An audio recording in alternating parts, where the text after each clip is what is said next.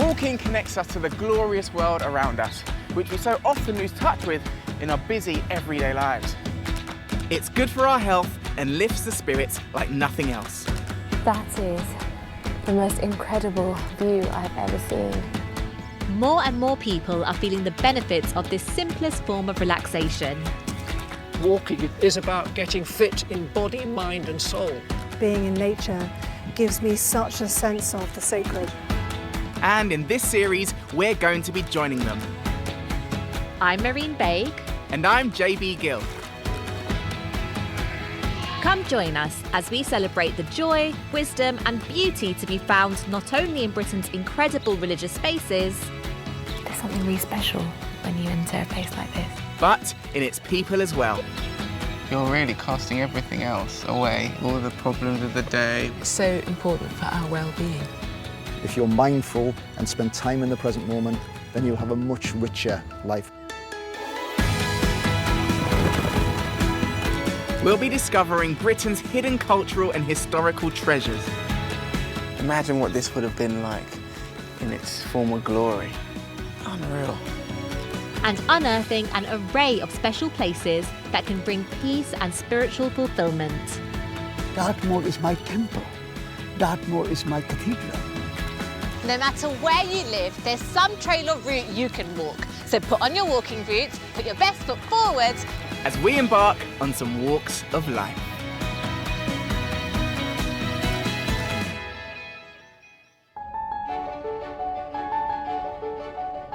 This time, I'm in the magnificent Cairngorms in the Scottish Highlands.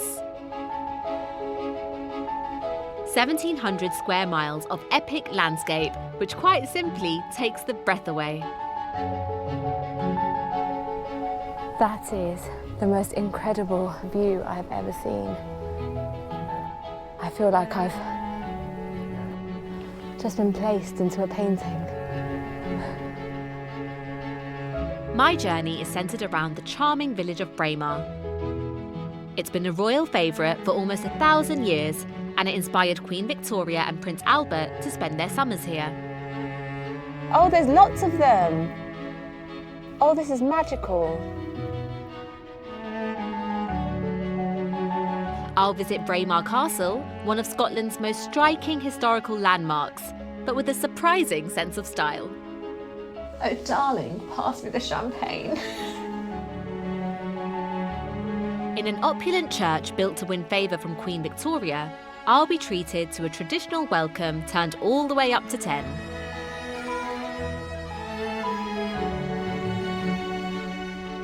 And I'll discover secrets behind the world-famous Highland Games, which draw people here from all over the world.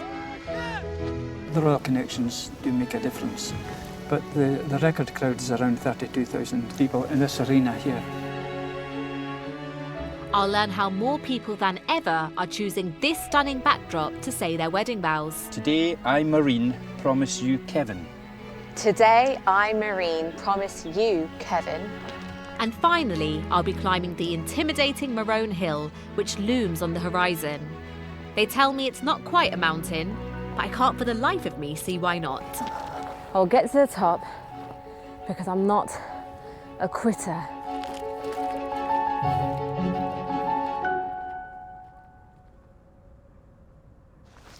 I'm going to start this walk with an admission.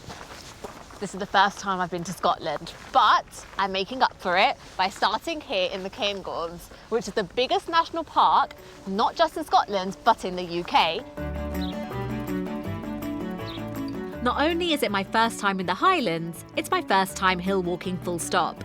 And though I'm starting with a relatively gentle incline of Cairngorms, a picturesque slope clothed in pine woods just to the east of Braemar, I'm already feeling the pinch.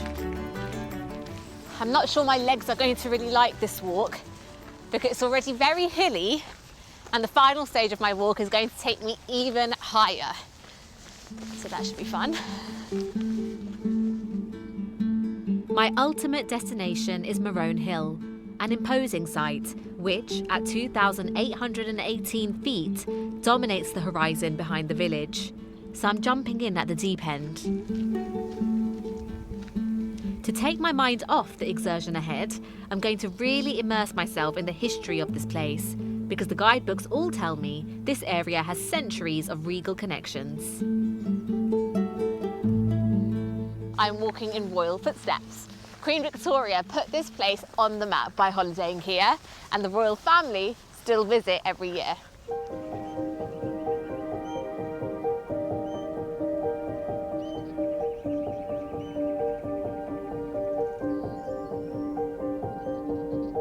Queen Victoria and Prince Albert bought the Balmoral estate, which is just 8 miles to the east, in 1852, and the royals have continued to spend summers and Christmases here ever since.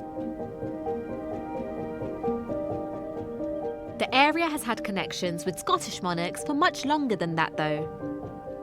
Apparently, in the 11th century, Malcolm III summoned Scotland's fastest runners to race to the top of Cairngorms in order to choose a royal messenger.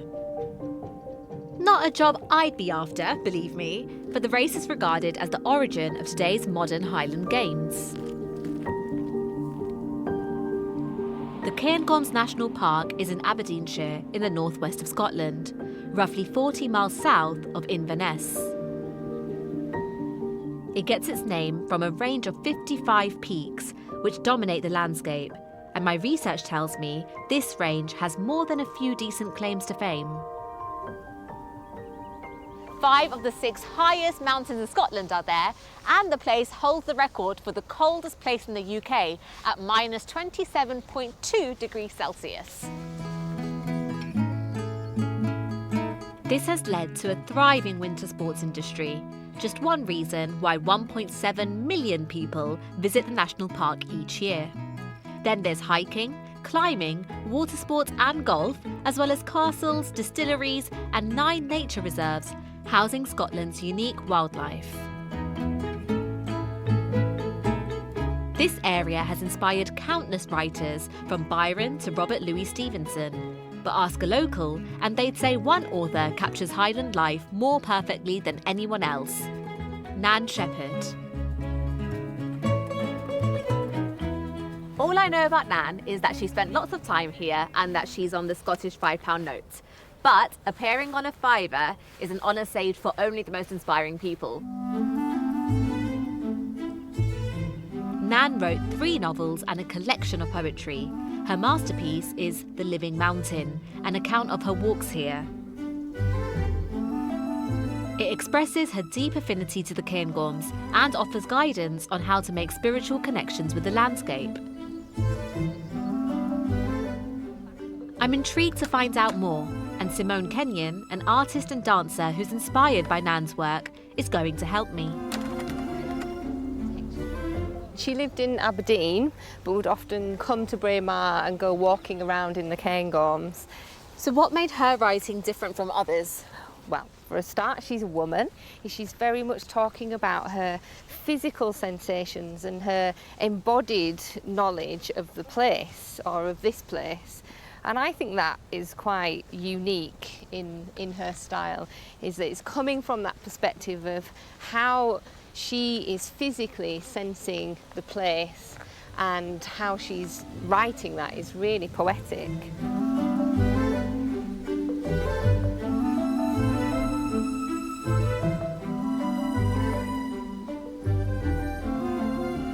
Do you think she connected with this landscape on a spiritual level then? Well, in the writing of The Living Mountain, she alludes to various forms of meditation or spirituality. She talks about trying to understand how a Buddhist on a pilgrimage might feel. So she's not giving one perspective of her spiritual journey per se, but I think there's definitely elements of it.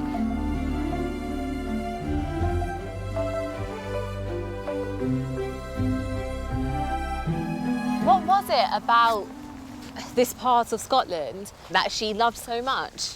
Well, I think she loved the people and the community as well as the landscape, but she was very passionate about the Cairngorms Plateau, which is just over here behind us, and she would often talk very passionately about the small micro details, like picking out the lichens and the texture underfoot, but as well as the epic views and the sense and sounds of the landscape.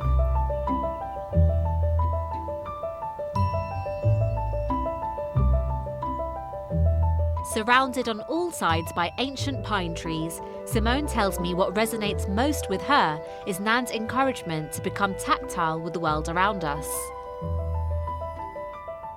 I think Nan Shepherd sounds like this strong and fascinating woman, but how does your work relate to her? My interest in her book, The Living Mountain, is very much based on her describing her sensory experience of this place. So do you often look at her quotes to get inspiration for your own dance and definitely. We would often maybe walk with our eyes closed to sense the ground more and create more understanding of how we're using our feet. And this is exactly what she's doing in the book. Oh, can I have a look? Yeah, sure. Let me find that page. She's saying, walking barefoot has gone out of fashion. Sensible people are reviving the habit, and I feel like, she was writing this in the 40s and somehow it still feels quite relevant. I was literally today. going to say, yeah, because it's like mindfulness and all of those kind of things are coming back into fashion, and for a while no one was interested in it. Yeah, and then another one which is towards the end of the book, and she says, I believe that I now understand in some small measure why the Buddhist goes on a pilgrimage to a mountain. The journey is itself part of the technique by which the God is sought. It is a journey into being, for as I penetrate more deeply into the mountain's life, I penetrate also into my own. So it's almost like she does see that walking can be, or nature can be something which connects you to some sort of greater spiritual experience? Yeah, I think so. She's coming from a very ecological perspective.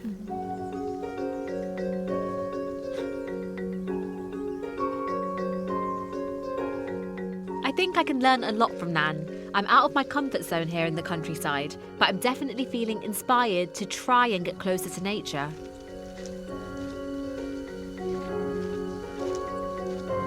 I do feel like I'm genuinely more aware of my surroundings. I may need a little bit more practice to become as connected to nature as Nan was, but I do have plenty of time to improve. Nan didn't have a high opinion of the Christian church, believing it treated women unequally.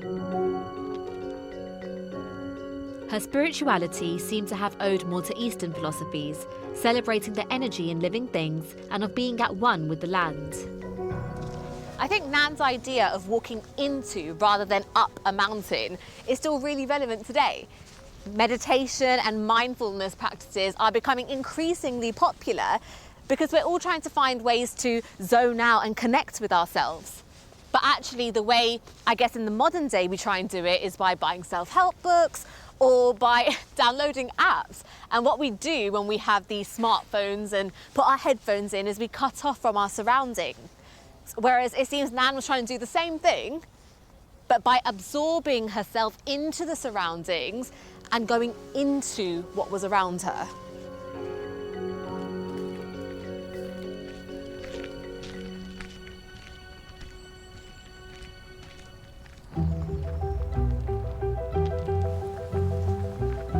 The sun is making a welcome appearance as I come down out of the dark woodlands of Cairngorms into open countryside by the River Dee. And towering up ahead of me is the almost surreal site of Braemar Castle. It looks just like the ones I used to read about in fairy tales.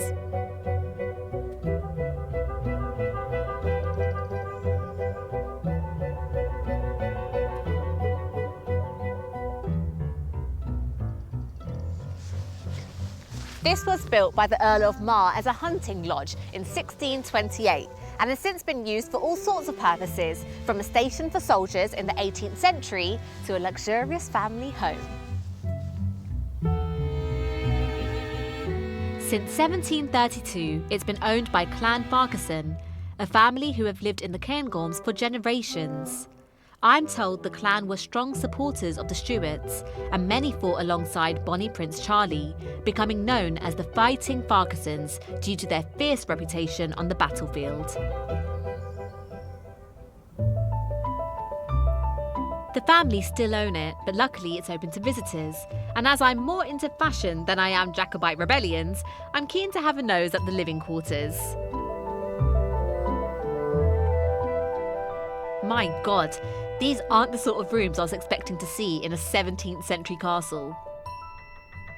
During the 1940s, it was home to Captain Farquharson and his wife Frances. She was the editor of British Vogue magazine and counted famous designers as her closest friends.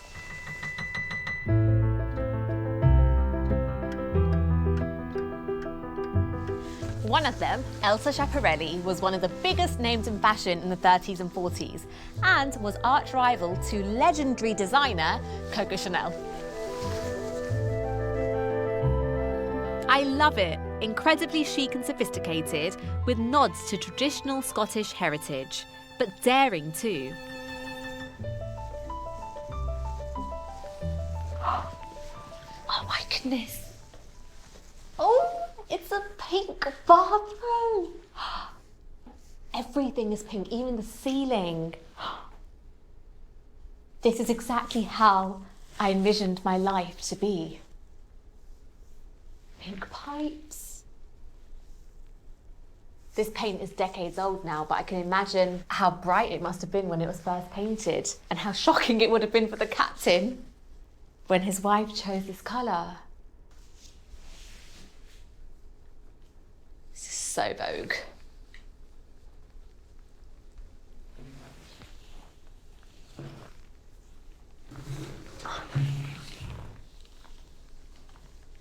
Oh, darling, pass me the champagne.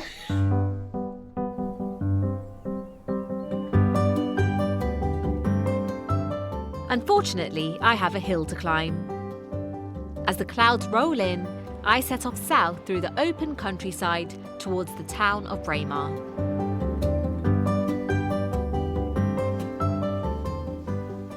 I can imagine it'll be quite tough here in the winter. As far out as you can see, there are these massive hills, but then nestled in between all of that, there's this cute little village, almost like it's being protected by its surroundings from all the elements. I've read quite a lot about this place. Back in the 1840s, the Braemar we see today didn't exist. This whole area was remote and sparsely populated.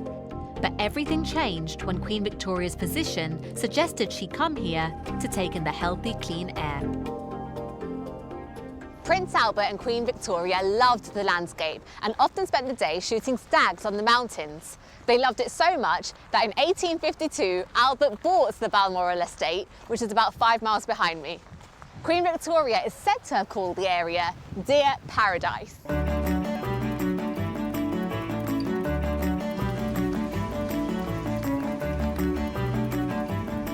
The royals set trends then as they do now, and many affluent middle-class Victorians were keen to follow them here as a way to display their status and good taste. Obviously, the normal middle-class folk couldn't holiday in Balmoral, so they stayed in villages instead, causing a massive tourist boom in the area.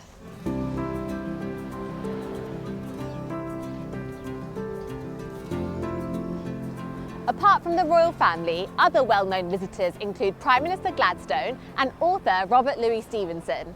The character Long John Silver's name was borrowed from a pupil at a local school.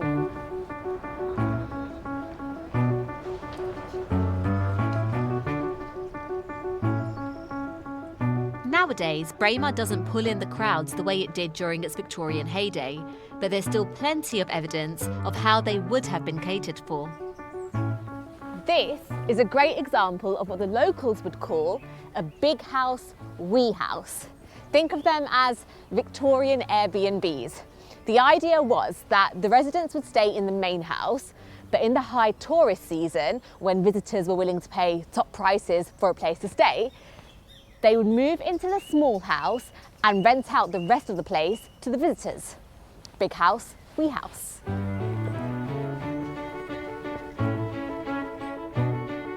While the wee houses are mostly used as garages and sheds today, the whole economy of Braemar still seems set up to cater for visitors.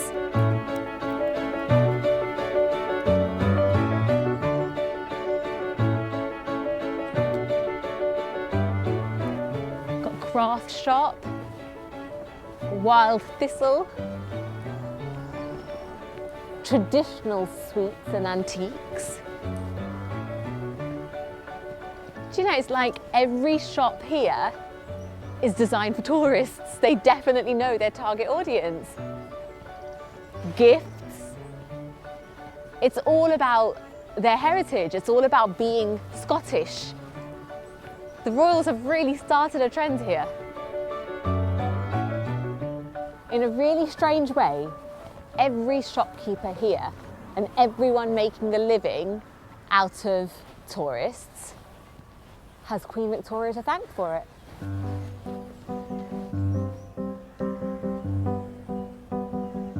Amongst the sea of souvenir shops, this is the one that really intrigues me. It's a family business that for 50 years has been selling a wide range of handmade gifts by making good use of a very local and very abundant natural resource.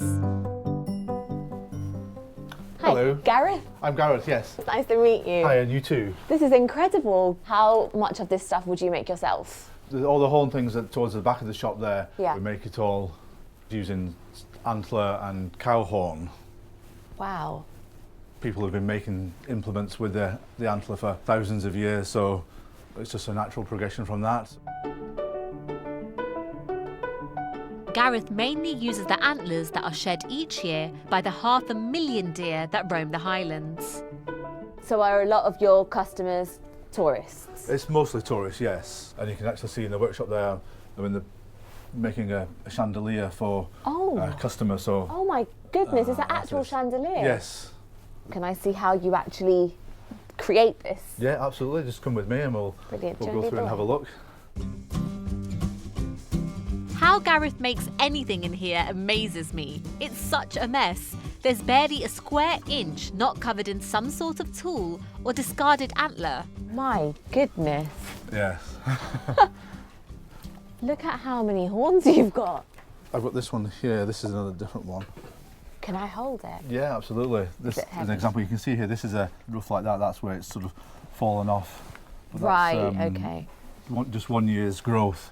1 year's growth? Yes. And of course they have two of those on. So we'll get this here first. I'll cut. Gareth is going to show me how to make a ceremonial knife known as a sciandu from a piece of antler shed by a roe deer. And this will form the handle, so that will go. Got it. Okay. There's no place you can go to learn something. Whilst Gareth prepares to drill a hole for the blade, I can't help but wonder if this is a dying art. But he seems optimistic the tradition will continue. I have an 11-year-old son, so hopefully he may have an interest in sort of following in Dad's footsteps. And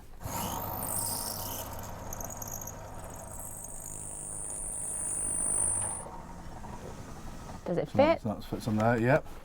Because the roe deer it's the rough texture, we need to sort of sand this bit. Can I help with that? You can I think have a go, I'm a yes. good sander. Well, the sander's over here and I can certainly have a go.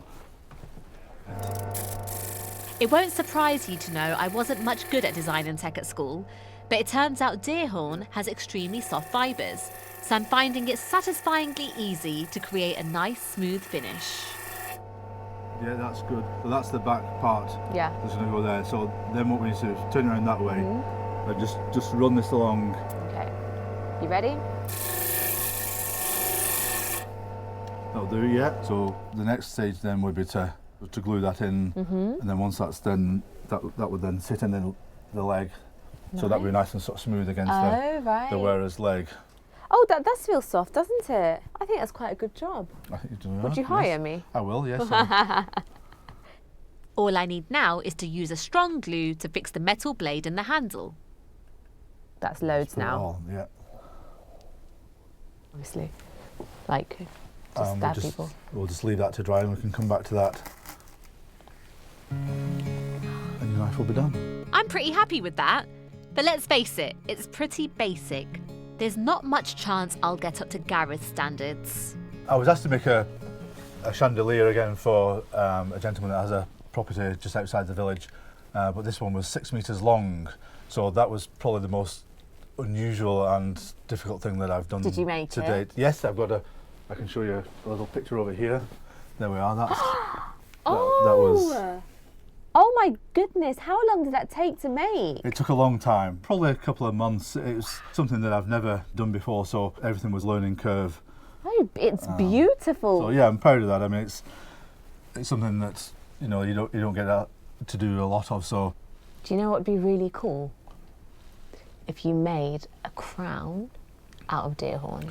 It would be nice to do something for the Queen. Yeah. Mm-hmm. And she can wear it while she watches the Highland Games. Absolutely, yes. It was my idea. I said it first. Not that I'm wishing to blow my own horn, you understand. Before I go, I have one final question for Gareth. Do you know of any local delicacies that walkers would take with them before they climb a really big hill? Absolutely. In Scotland, you would want some tablet. So we have some over here. Apparently, tablet is a bit like fudge, made using condensed milk, butter and sugar. Lots of sugar. That will keep you going, that will see you right to the top and all the way back down again. Do you think so? Absolutely.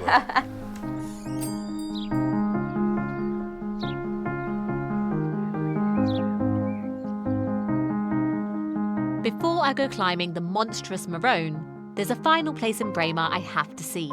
St Margaret's, one of the finest church buildings in Scotland. When I was standing on the hilltop, I could see this entire village and it seemed really tiny. So I'm a little bit surprised at how big the church seems now that I'm close to it. This village has about 500 people in it in total, and it's almost like every single one of them could fit inside this church. But I was about to get an even bigger surprise.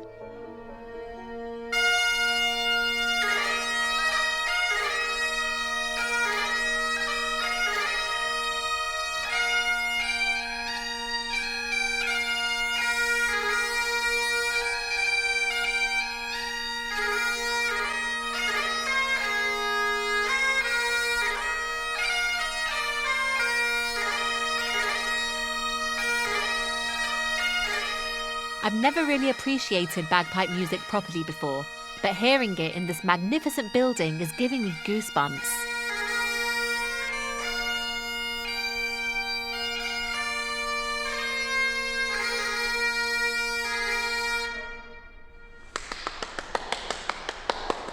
Absolutely incredible, I loved it. It turns out that the church is now used mostly as a performance space for local talent like these two, Oliver Till and Angus Wood. Have you ever played for anyone really important? Prince Charles in here a couple of years back. And I've played for the Queen down at Balmoral, so at the Craffy Church Fair I played for her when she came in, so yeah. Oh my goodness. Great experience, yeah. How does it feel to be able to do something like that? Really honoured, it's really nice feeling, yeah. It looks absolutely fantastic and sounds even more beautiful. Thank you so much. Thank you, you're very welcome.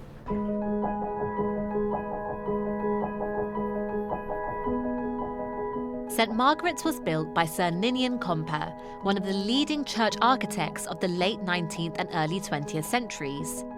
Though he worked mostly in England, designing 12 stained glass windows in Westminster Abbey, he also created 4 churches north of the border, and St Margaret's is regarded as his Highland masterpiece. To learn more, I spoke to Brian Wood, one of the church's trustees. And architecturally it's so significant. When it was built, the designer Sir John Ninian Comper was keen to make sure it didn't seem like a new building. He gathered rocks from the Calater Moor and Invercold Estate, so it fits well into the landscape. It looks as if it's been here forever. Yeah. This large window at the east end was modelled on Greyfriars Church in Aberdeen, and it's a stained glass window dedicated to the memory of Queen Victoria. Oh. And interestingly enough, if you look around the stained glass windows, you'll find in some places he left a signature of a small yellow strawberry. Here you can see the yellow strawberry, which yes. is Comper's signature. St Margaret's was intended for use by Queen Victoria to replace a smaller wooden church that could no longer house the growing number of visitors to Braemar. It was very popular. It was visited by various eminent churchmen, by politicians, prime ministers would come here. So this was certainly the place to be and the place to be seen. And what did the royal family think of it? Queen Victoria died before the church was completed. I think she died in 1901, and the church in its present form wasn't completed until about 1907. Although Victoria didn't live long enough to see St Margaret's, it's doubtful that she would have ever visited anyway, as it was affiliated to the Church of England. Wanting to be embraced by her local subjects, she always worshipped in the Scottish Presbyterian Church in Balmoral, a tradition the royal family continue to this day. The church continued as the centre for Scottish Episcopal worship for many years, but in recent years it has fallen away. The local community never really embraced it, and the tourism industry wasn't as busy as it used to be in Victorian times. So this building hasn't been used for regular worship for well over 20 years now. It's a real shame, isn't it? It is a pity. It's such a beautiful building. Yes. While I'm here, I want to climb the church tower, the highest point in the town. Goodness me. There are an awful lot of steps, but it's an ideal place to see the rest of the walk I have ahead of me, and to get a first proper look at the hill I fear might become my nemesis, Marone. How's that for a view? That's stunning. I'm going to be climbing the Marone. Yes. This is Marone behind you here. Not the highest of mountains, but quite a steep climb. But again, you get wonderful views when you're up there, all around the Cairngorms. So well worth the climb. That's really high. I'm a little bit worried. I've never climbed anything like that before.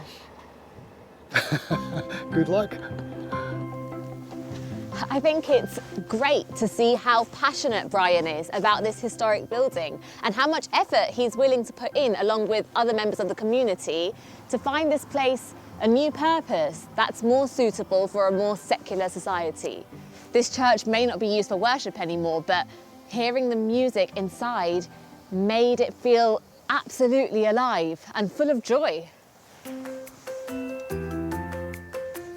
And despite my impending date with the biggest hill of my life, I'm pretty joyful too.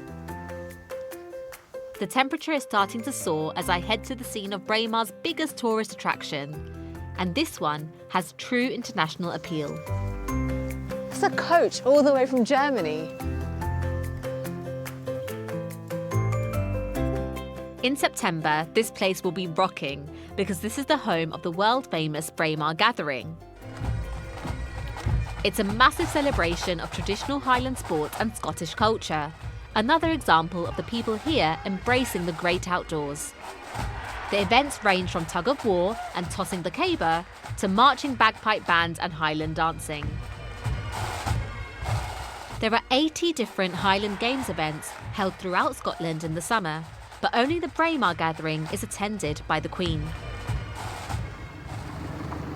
I think I must be here. The arena is empty today, so to help me paint a picture of the gathering, I've arranged to meet Games President David Geddes. How long has this been going on for? The gathering itself, the Games, has been almost 200 years. When Victoria became involved, she asked for it to be, for the name Royal to be added, so it became Braemar Royal Highland Gathering. So when you say Victoria became involved, in what way? Well, when Victoria came to Balmoral, she embraced all things Scottish. She attended the first Highland Games in 1848. And the royal family do attend every year? I think they like to keep up traditions. When they come, they obviously enjoy their day. There are photographs of them sitting in the pavilion there. I think it's just something they do enjoy. Over the years, have you seen an increase in popularity? The popularity has remained, I would say, but the record crowd is around 32,000 people in this arena here. Have you ever participated in any of the events? Well, I participated in races and sack race and flat races and Highland dancing as a youngster. Did you win anything? No, I never won anything in my life. it's taking part that counts. That's the important bit. Yes. Is there one which involves running up a hill? Yes. Marone here, you can see the cairns on the horizon. They run up that hill from here. And how long does that take? Because I'm going to be climbing that hill. Oh, well, it's all done in half an hour. Oh. Yeah. You wouldn't even be up there in half an hour. Oh, oh dear. Well, I could be wrong. Maybe you're perfectly fit to do that, I don't know. Is it okay if I have a little look around and perhaps sneak a peek into the royal box? Absolutely. It's used as a workshop at the moment, making the heather ropes that decorate around the dancing board and the royal pavilion. That's brilliant. Thank you so much. Okay, thank you for coming.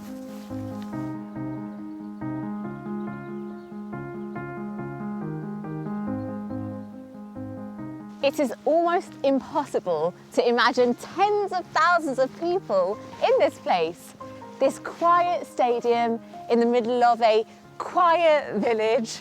But apparently it comes alive and is incredibly popular. But what I'm most interested to see is the Queen's special viewing area.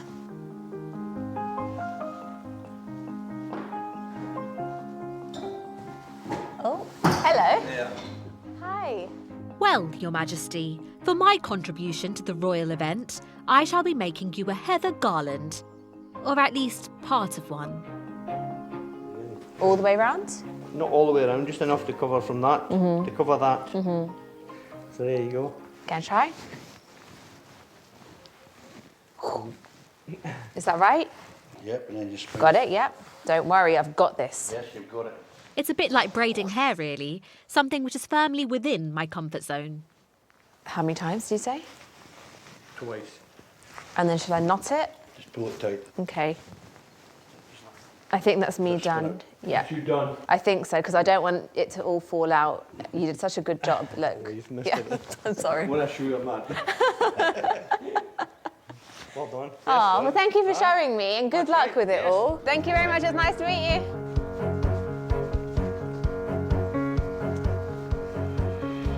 The royal guests may only visit once a year, but it feels like the whole village comes together and works towards this big event all year round. And I'm proud to say that I've just done my own little bit in welcoming the royal family.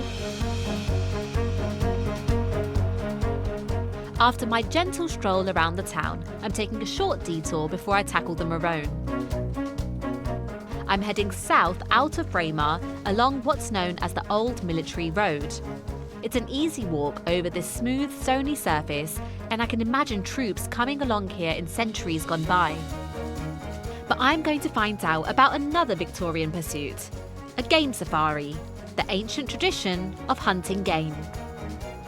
Now, when I was growing up in London, I always dreamt of going on a swanky safari in Africa somewhere. But Aberdeenshire will have to do instead. My guidebook tells me that the safaris here are led by a type of gamekeeper that's been a fixture in these parts for centuries, the Ghillie. These days, while Ghillie still host hunts for holidaymakers, the job has evolved to have a greater focus on looking after the countryside and the wildlife. And I'm going to tag along to try and learn what's involved.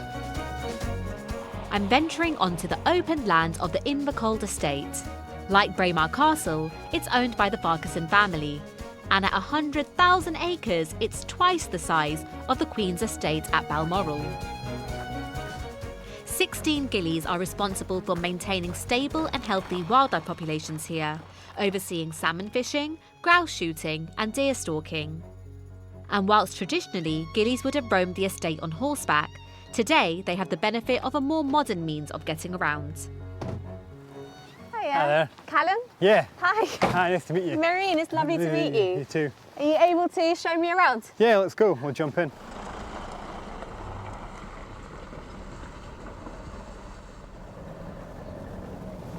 I can't even tell you how good it feels to be sitting down and travelling and to give my feet a rest. I expected a gamekeeper to be an older man. I'm an older man. How old are you? 28. Oh my goodness, you're the Yeah. same age as me. So how do you become a gamekeeper? What do you have to qualify in this? Yeah, there's a college you go to. Kind of runs deep in my family, which kind of got me into it. My grandfather, he was a gamekeeper on this bit of ground actually, on Invercall estate where we are just now. The Victorians obviously loved coming on holidays here. Yeah. So in the modern day, what kind of tourists do you still get? What kind of people like to come here? So you get a lot of climbers, walkers, but then people still come for the traditional, you know, shooting sport. We have clients from all over the world want to come here. The estate holds large populations of red deer and mountain hare, and I've got high hopes of seeing some of the wildlife that roam this incredible landscape. It's the highest hills I've ever seen in my life. So where are we going now? We're just going to head up to a grouse butt on the horizon here. Is it a lot of walking? No, it's not far, it's just off the track. Oh, uphill, my favourite.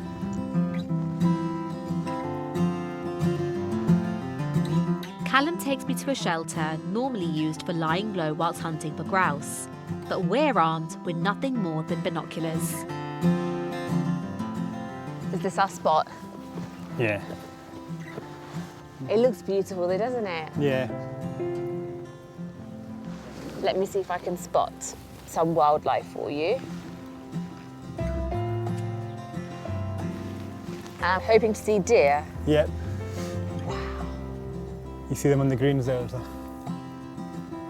herd. Yes, oh, there's lots of them. Oh, this is magical. It's easy to see why Gareth from the horn shop isn't short of antlers for his candelabras. But it's one of them things you can come out walking every day and not see anything. Yeah. Or you can come out the next day and be kind of blessed with an abundance of wildlife. It's thrilling to see the deer roaming free in their natural habitat, but I'm aware that this is an area used for hunting. And I'll be honest, that does trouble me. Why do you shoot the animals? Is it good for the area? Yeah, well, there's no natural predator for the red deer in this country, so their numbers have got to be kept in a balance. You don't want them overgrazing the ground, the pressures would be too much.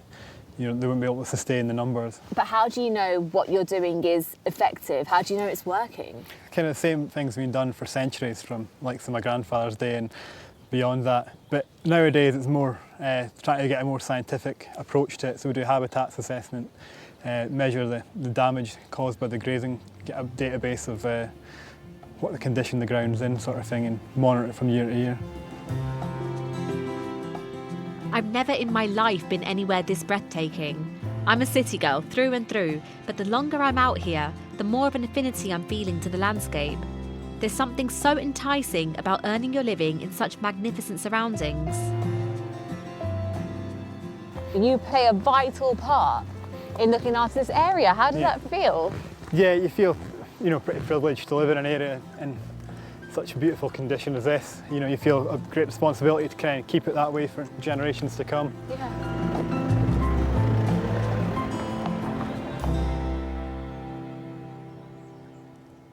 I can imagine when you're spending time with only the wildlife for company, it must be a really bizarre but brilliant experience. I feel like because I was so focused on my surroundings and paying attention to every little detail, it reminded me of Simone earlier. I do feel like I'm walking into the landscape now.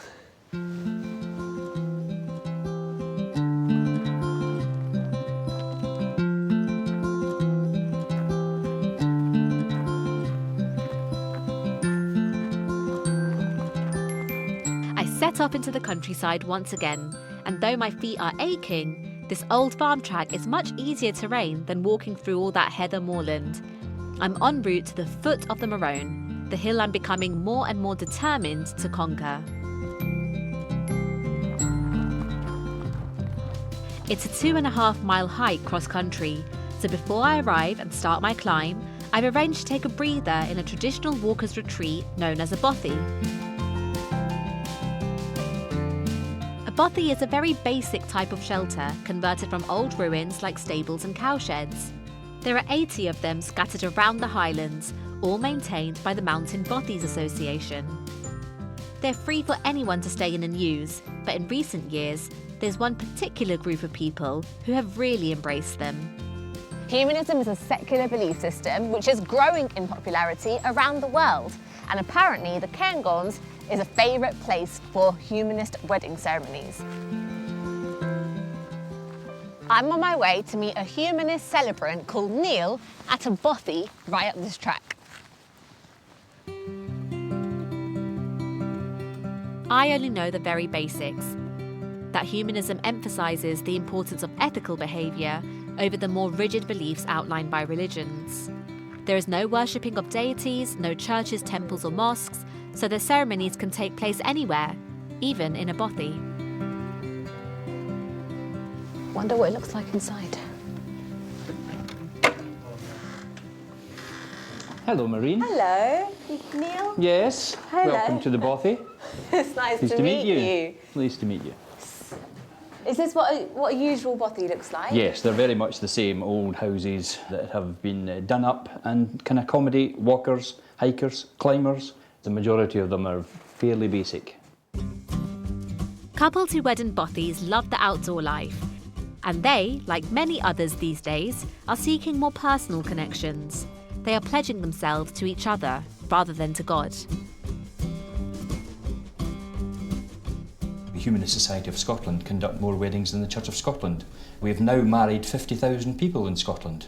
The great thing about a humanist wedding in Scotland is that it can be anywhere, any time, and the elements which we include are entirely personal and the choice of the couple. They determine what they want and how they want it to be done. So it becomes much more personal, much more intimate as well, and for the couples, much more fun. What are the basic foundations and principles of humanism? Well, in a nutshell, humanism is no gods or goddesses, no religious books, and no afterlife. In my faith, if someone wants to become a Muslim and come to Islam, they'll say the Shahada. So how would someone come into humanism? There is no requirement to do anything. There is no joining of any society. The simple way to do it is to live a worthwhile and meaningful life and do the best you can for humankind and the planet in which we live. Many people are actually humanists and they don't even realise it. Why do you think that humanism is becoming increasingly popular? I believe, talking to young people these days, they consider evolution perhaps a bit more than previous generations, where it was traditional to believe in religion, whether it was the Quran or the Bible. My family put a massive emphasis on education when I was growing up, and I'd consider myself very well educated. And the more I've seen the world, the closer that's brought me to my faith. And for me, the evidence I would see around me of there being a God is when I see the difference in every single leaf and every single tree. That to me just seem way too precise and calculated to just appear by chance. I accept the way that you think, but I differ from that again. And I think society is changing. More people in Scotland define themselves as non-religious than religious now. Yeah. Okay, so say, for example, this is just hypothetical, I'm just curious. If I decided that actually I believe in the principles of humanism and I think I'm a humanist now, if I do something wrong, am I kicked out of the humanist society? No, you're not kicked out of the humanist society. There's no requirement even to belong to a humanist society or an organisation or anything. But if you don't live your life in an ethical way, then it's unreasonable to consider yourself a humanist. In humanist weddings, many couples marry outdoors in a bid to connect with nature. And now that I'm feeling more at one with my surroundings, I wanted to try the experience for myself. Okay, I need to prepare myself. So you're about to witness my first humanist wedding. It's not quite how I imagined it to be. Yes. There are no friends and family. And I'm not quite dressed how I imagined myself to be dressed. However, I'm ready, and there's no groom. Okay. Okay, Marine, repeat after me. Today, I, Marine, promise you, Kevin. Today, I, Marine, promise you, Kevin, that I will love you faithfully. that I will love you faithfully. And honestly. And honestly. through all of the good times through all of the good times, Kevin. and the bad, and the bad, forever and always. forever and always. You love me on the days You love me on the days when I forget to love myself. Oh, when I forget to love myself. And you support me in everything I choose to do. And you support me in everything I choose to do. I promise to always listen to your advice. I promise to always listen to your advice. Occasionally take it. Occasionally take it. And never take you for granted. And never take you for granted, Kev. I will do my best to be patient and forgiving. I will do my best to be patient and forgiving. And I'll say sorry more, even though I'm always right. And I will say sorry more, even though I'm always right. I'll never stop, and I look forward to a life filled with friendship. And I look forward to a life filled with friendship, love and laughter. Love and laughter. I, Marine, accept you, Kevin. I, Marine, accept you, Kevin. In marriage to be my legally wedded husband. In marriage to be my legally wedded husband. Oh, it's very exciting. Well, Marine and Kevin, I have great honour in pronouncing you as married, and you're now husband and wife. I thought that was really well written. Right. And actually, it's a lot of my friends who have got married had like similar vows. None of my friends are humanists. Yes. Well, thank you for getting me married to such a wonderful man. I'll give you my card. I'm going to go on my honeymoon now.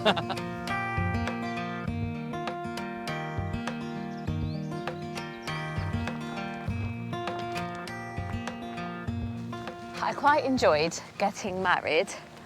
I feel like, for me personally, because I am Muslim, I have my own faith, a ceremony like that probably wouldn't suffice, because in my religion and for me, marriage has a much greater religious significance. Getting married for Muslims is completing half your deen, and I would want to pray to the God that I believe in to protect and bless our marriage. It would feel quite incomplete without that. But I can see for people who don't follow religion, which is a lot of people these days, it would be quite special and meaningful to get married under a joint belief system. And I guess that's where this humanism ceremony comes in.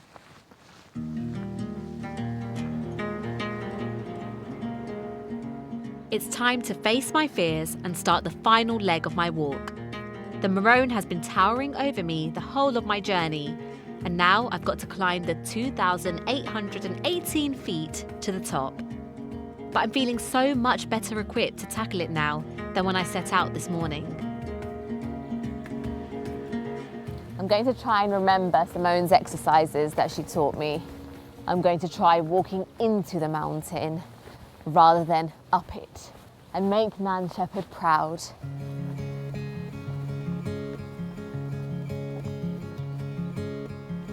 The locals say it should take roughly an hour. The locals may be overestimating my abilities. I know it's not Mount Everest, but I don't ever climb things. I usually just get a cab to places. So it's a big deal for me. You'd think as I'm just going up a hill, navigating would be easy, but how wrong can I be? It's telling me Marone's that way, but I'm walking that way. It's suddenly gone grey and I think it's going to start pouring with rain. I think I'll try up there. Come on, Marine. We're going to get to the top of this mountain and it'll all be worth it.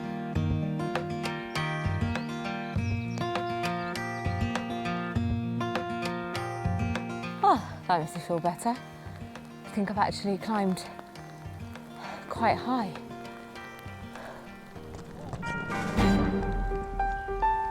Unfortunately for me, Marone is now getting a lot steeper and a lot slippier. Oh, getting a bit nervous. I just think I'm nearly at the top. Oh, thank goodness for the rain. Cooling me down. I'll get to the top because I'm not a quitter.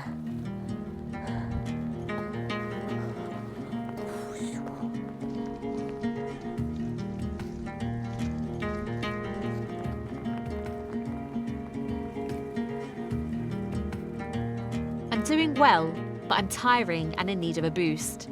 And I know just the thing I need. I think it's time to have a rest and maybe have some of the tablet that Gareth gave me. I've been walking for about an hour and I can't even see where the top is.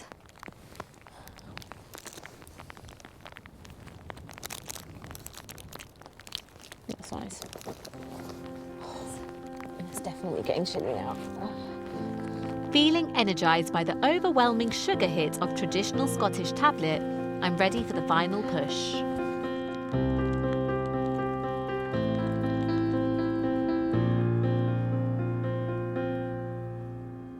Oh my God. I may not have run up it in half an hour, but just getting here means as much to me as a Highland Games gold medal. Are you ready?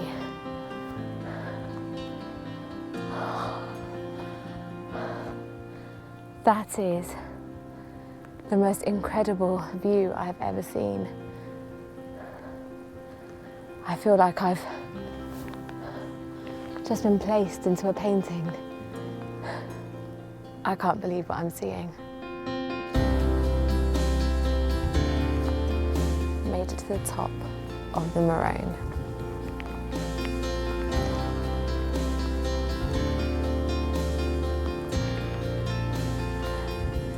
This was the most difficult journey, but it was worth every single step.